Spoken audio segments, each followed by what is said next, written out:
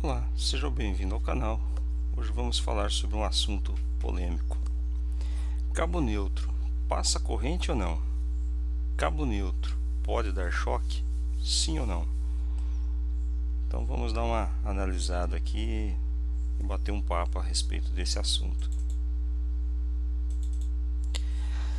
Então, por exemplo, sempre que uma carga monofásica está ligada, o neutro passa a conduzir a mesma corrente que vem pela fase. Esse é o princípio dos circuitos elétricos.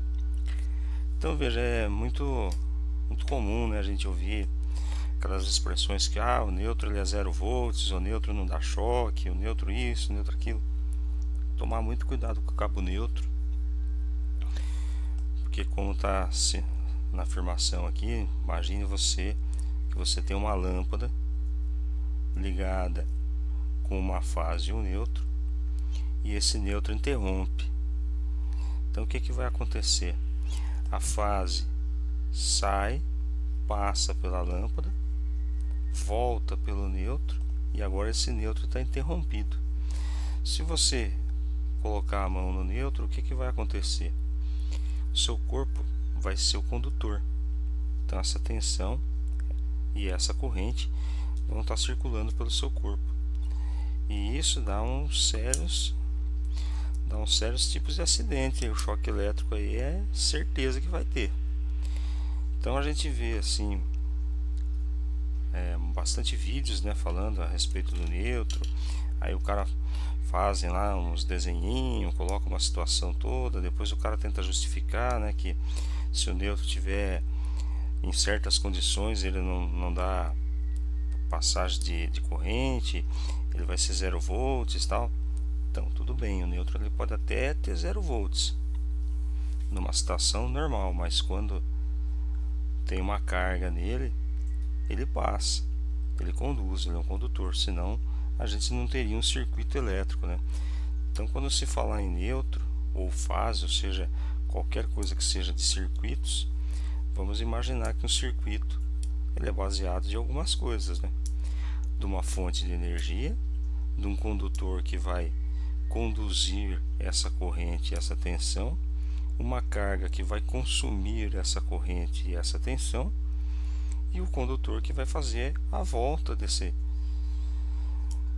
tensão e dessa corrente, né? É aí que a gente fala que tem um circuito fechado, né? Se tiver um circuito aberto, a lâmpada não funciona, o motor não parte, porque o circuito está aberto.